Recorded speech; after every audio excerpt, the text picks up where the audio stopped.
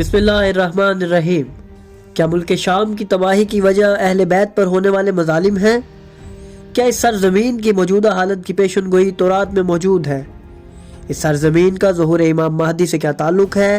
اور کیا اس خطے میں ہونے والی جنگ مزید بڑھے گی؟ اگر آپ انہی سوالات کے جواب جاننا چاہتے ہیں تو جڑے رہیے ہمارے ساتھ اس ویڈیو میں۔ ملک شام ایک ایسی سرزمین جو تاریخ کے پردے میں نہ صرف خون ریز جنگوں کا میدان بنی رہی بلکہ قیامت کے قریب ہونے والی سب سے اہم نشانیوں کا مرکز بھی قرار دی گئی ہے۔ اس سرزمین پر ہونے والی جنگیں، سیاسی ہلچل اور خوفناک تباہی کے وہ واقعات جنہیں روایات میں ظہور کی علامات سے تعبیر کیا گیا ہے، آج بھی اہل زمین کے لیے ایک گہری سوچ کا باعث ہے۔ آج ہم آپ کو اسی خطے میں پیش آنے والے واقعات سے آگاہ کریں گے اور بتائیں گے کہ اس کے موجودہ حالات کی تمام خبریں ہمیں آسمانی کتابوں اور احادیث میں اہل بیت نے پہلے ہی بتا دی ہیں۔ آج جو کچھ اس سرزمین میں ہو رہا ہے یہ سب پہلے ہی بتا دیا گیا تھا، لیکن انسان خدا کے کلام اور اس کے بھیجے گئے نمائندوں کے کلام کو نہیں پڑھتا، اور جب اسے کوئی خبر سنائی جاتی ہے تو حیران ہو جاتا ہے۔ آئیے ناظرین، اب ہم بائبل میں موجود شام میں ہونے والی عظیم جنگ کی پیشن گوئی کو آپ کے سامنے پیش کرتے ہیں۔ بک آف آئزایہ میں لکھا ہے، دیکھو دمشق شہر نہ رہے گا بلکہ کھنڈر ہو جائے گا، اروئیر کے شہر چھوڑ دیے جائیں گے اور صرف جانوروں کے لیے رہ جائیں گے، اور کوئی انہیں وہاں نہیں ڈرائے گا۔ اس مقام پر ہمیں شام کی تباہی اور اس کے اندر ہونے والی خطرناک صورتحال سے آگاہ کیا گیا ہے، اور بتایا گیا ہے کہ عنقریب ایسا وقت آئے گا جب ملک شام تباہ ہو کر ایک کھنڈر کی مانند ہو جائے گا۔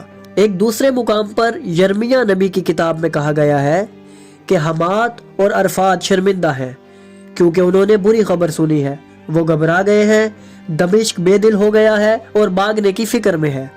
یہاں بھی دمشق کی تباہی اور اس کے لوگوں کے خوف کی بات کی گئی ہے، اور بیان کیے گئے دونوں شہر شام کے ہی علاقے ہیں۔ ناظرین، اہل بیت اور شام کا تعلق بھی ایک ایسی المناک تاریخ کا احاطہ کرتا ہے جو ظلم، وفا اور صبر کی داستانوں سے بھری ہوئی ہے۔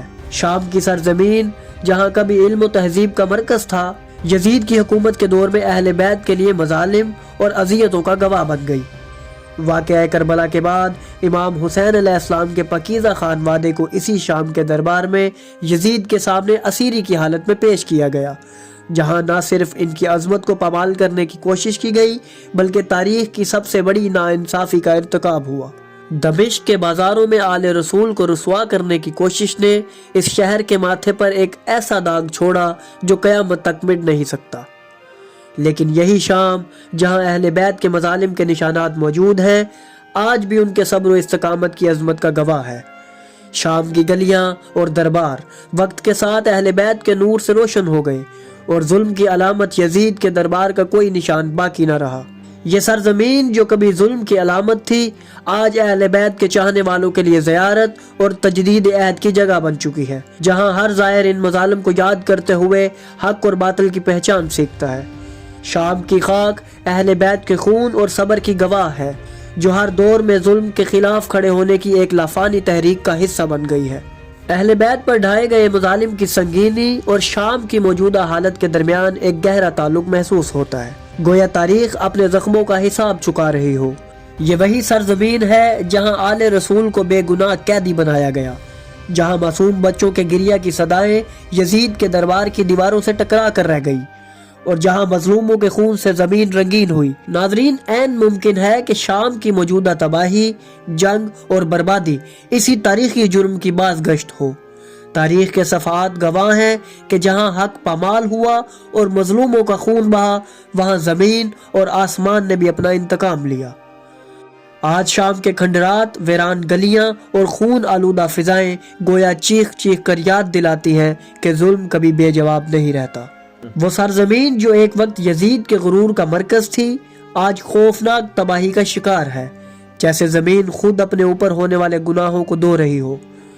شاید یہی قدرت کا انصاف ہے کہ جہاں اہل بیت کی عظمت کو پامال کرنے کی کوشش کی گئی، وہی سرزمین آج خود ذلت اور بربادی کا استعارہ بن چکی ہے۔ شام کی موجودہ حالت مظلوموں کی آہ اور ظالموں کی ندامت کا ایک عبرتناک نمونہ معلوم ہوتی ہے۔ ناظرین، یہ سوال اپنی جگہ اہم ہے کہ شام میں پاک سیدہ کا روضہ اور اہل بیت کے دیگر مقدس مزارات موجود ہیں، تو پھر یہ سرزمین کیوں تباہی کا شکار ہے؟ لیکن ہمیں یہ بات سمجھنی ہوگی کہ اہل بیت کے مزارات ظلم و بربریت کے گواہ ہیں، اور ان کا وجود اس سرزمین کے لیے رحمت کا ذریعہ ہے، نہ کہ ظالموں کے لیے نجات کا رستہ۔ اہل بیت کے مقدس مزارات شام کی سرزمین پر ایک نورانی چراغ کی مانند ہیں، جو آج بھی حق کے متلاشیوں کو راہ دکھاتے ہیں۔ تاہم قدرت کا قانون یہ ہے کہ جہاں ظلم اپنی انتہا کو پہنچے، وہاں تباہی اور بربادی ظالموں کا مقدر بن جاتی ہے۔ شام کی موجودہ حالت ان لوگوں کے لیے ایک عبرت ہے جنہوں نے اس سرزمین کو ظلم سے آلودہ کیا۔ پاک ہستیوں کے مزارات ان تمام مظلوموں کی یادگار ہیں جنہوں نے اپنی جانیں دے کر حق کا پرچم بلند رکھا، اور یہ مزارات قیامت تک ظلم کے خلاف گواہ رہیں گے۔ تباہی ان لوگوں کے لیے ہے جنہوں نے ظلم کیا یا اسے اپنایا۔ یہ تمام مقدس مزارات اور ان میں زائرین کا ہجوم ظلم کے منہ پر تماچا ہے۔ اس سرزمین کا ظہور امام مہدی سے بھی ایک گہرا رشتہ ہے۔ ظہور کی نشانیوں میں سے اکثر اسی سرزمین میں ظاہر ہوگی، اور آخری جنگ میں بھی یہ سرزمین بنیادی کردار ادا کرے گی۔ ناظرین، ملک شام کی اہمیت صرف مذہبی روایات تک محدود نہیں، بلکہ تاریخی اور جغرافیائی اعتبار سے بھی شام کا مقام بے مثال ہے۔ شام دنیا کی قدیم ترین تہذیبوں کا مرکز رہا ہے۔ یہاں کے شہروں جیسے حلب، دمشق اور حمص نے صدیوں سے سلطنتوں کے عروج و زوال کا مشاہدہ کیا ہے، لیکن یہی سرزمین آج فساد، جنگ اور خون ریزی کی علامت بن چکی ہے۔ موجودہ دور میں شام کی حالت احادیث میں بیان کردہ فتنوں و فساد کی پیشن گوئیوں کی جیتی جاگتی تصویر ہے۔ کیا یہ وہی وقت ہے جس کی نشانیاں روایات میں بیان کی گئی تھی؟ کیا یہ وہی شام ہے جہاں حق و باطل کی آخری جنگ ہوگی؟ تو ان سوالات کے جواب ہمیں فقط احادیث اہل بیت میں ہی مل سکتے ہیں، جو کہ اس کائنات کی ہر شے سے باخبر ہے۔ ہم آنے والی ویڈیوز میں آپ کو ان تمام فتنوں سے بھی آگاہ کریں گے جو آخری زمانے میں ظاہر ہوں گے، اور جن کی وجہ سے تمام دنیا تباہی کے دہانے پر چلی جائے گی۔ اور ایک ایسا وقت آئے گا جب ظلم و جور اپنے عروج پر پہنچ جائے گا۔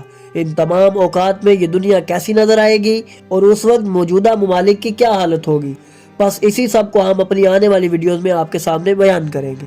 ہم اس چینل سے آپ کے لیے مزید ان واقعات کو بیان کریں گے جو امام مہدی علیہ السلام کے ظہور سے متعلق ہیں، اور ہماری ہر وقت یہی کوشش ہوگی کہ آپ سب کو امام کے ظہور کے متعلق صحیح و مستند روایات سے آگاہ کیا جائے۔ اسی چینل سے آپ کے لیے امام مہدی علیہ السلام کی ذات بابرکت کے متعلق تمام معلومات کو پیش کیا جائے گا، اور ان کی حکومت، ان کے لشکر اور ان کی دجال سے ہونے والی جنگ بھی آپ کے سامنے پیش کی جائے گی۔ تو ناظرین، اگر آپ کو ہماری یہ کاوش پسند آئی اور ہمارے یہ دلچسپ موضوعات آپ کو پسند آئے تو ہماری ویڈیو کو لائک کریں، اور ہمارے چینل کو سبسکرائب کریں، اور بیل آئیکن کو بھی دبا دیں، اور ہماری اس ویڈیو کو مزید سے مزید شیئر کریں تاکہ زیادہ سے زیادہ لوگ اس کو دیکھیں اور علم سے مستفید ہوتے رہیں۔